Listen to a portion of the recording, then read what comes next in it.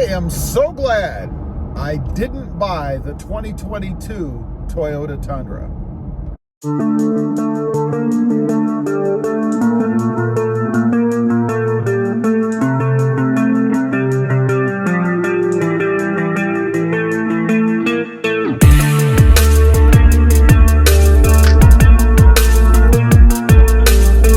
Well, good evening, everybody, and welcome back to Rob Motive FST. And that's right, the more I think about it, I am so glad I did not buy the 2022 Toyota Tundra. You know, usually for me, when I go look at a truck, I'm gonna buy it. I don't go window shopping, typically. I usually go to buy. And I recently, if you saw the video, I recently went and drove a brand new, redesigned 2022 Toyota Tundra. I liked the truck, but I didn't love the truck. But now, after a few weeks have passed, I've been thinking, you know, I really am glad I didn't buy that truck. It was nice enough and all. There was really nothing wrong with it, but it was kind of lacking some of the things that I was gonna buy it for.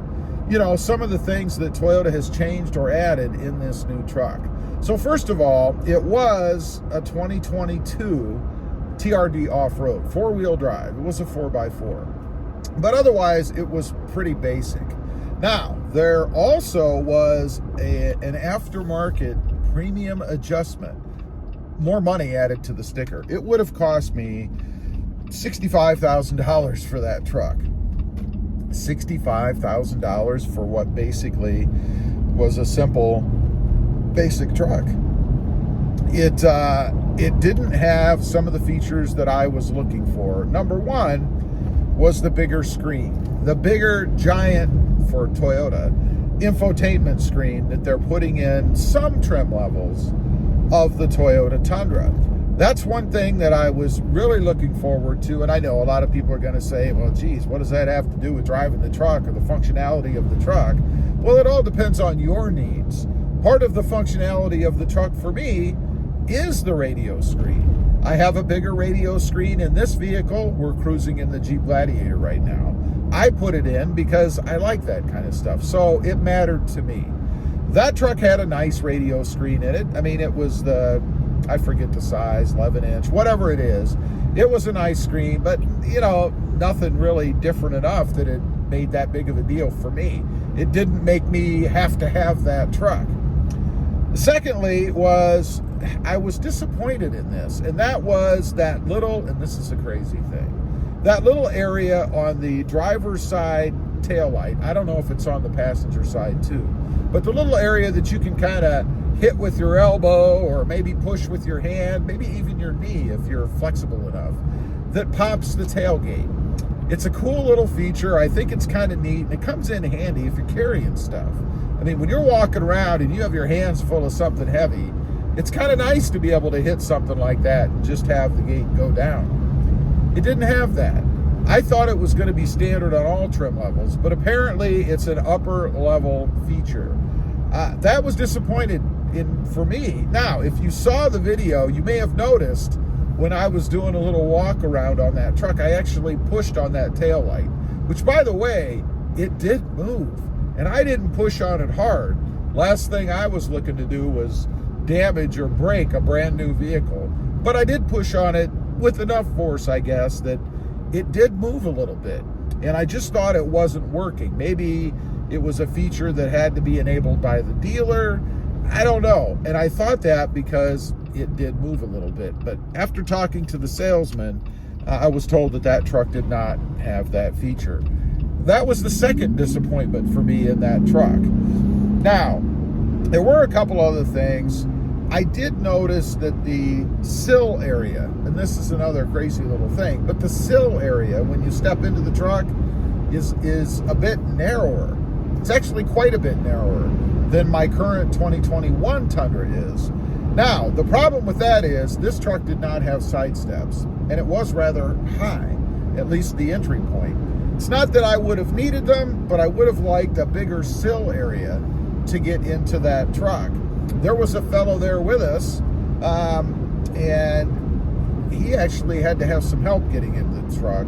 I think because of the height and the lack of that step. So would have been nice to have one on it in that case. It would have been an aftermarket option that I would have had to add, or I suppose I could have had the dealership do it if it was that big of a deal to me. But just one of those little things that kind of sets the tone as to how you feel about the truck. So for me, there just weren't enough differences in it to justify getting it. Nothing that really was much better, again, for me, than my 2021 is.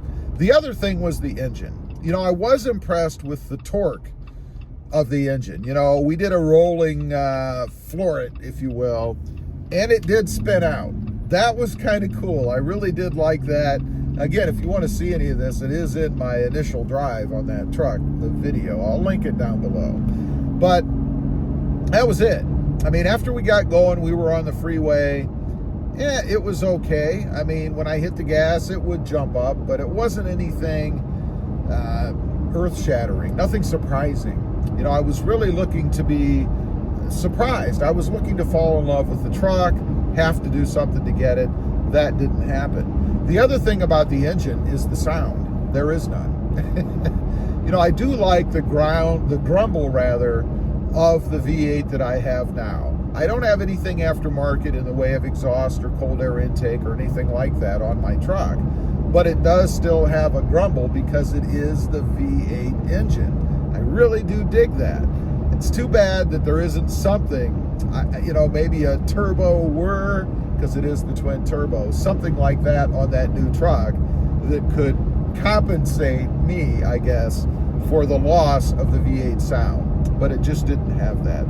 So ultimately, I am very glad that I did not fall in love with the truck and buy it, because I think I would have been disappointed down the road after having it for a while and realizing that, you know, there's really not that much different about this truck for a good reason to buy it. And I probably would have looked at trading it off sooner than later. Maybe mine would have been one of those used Tundras that you're seeing on the used car lots now, but there just wasn't enough for me to do it, and I think I would have been disappointed going down the road. And I have done that before. I have bought vehicles, you know, one, it wasn't a truck, but it's probably the worst mistake I ever made, and that was buying a Honda Civic SI back in the day before they got a little bit more powerful, because the thing was horrible. It was gutless unless you were stomping on the pedal and revving the RPMs like to redline. It was just horrible. I had that car for 2 months. One of the biggest automotive mistakes I think I've ever made. Anyway, leave a comment, let me know. If you've gone out and you've actually spent some seat time in the new 2022 Toyota Tundra, why didn't you buy it? And were you glad that you didn't? I'd be curious to know. Also, real quick, I do have 2 additional channels. Rob Motive, all about my 2021 Toyota Tacoma, and Rob Motive JT, all about my 2020 Jeep Gladiator. Check them out, and if you're interested, why not subscribe? Don't forget to click that notification bell so that you don't miss out on any upcoming videos. And do me a favor, smash that subscribe button on the way out. Thanks for watching. Stay safe out there. Bye.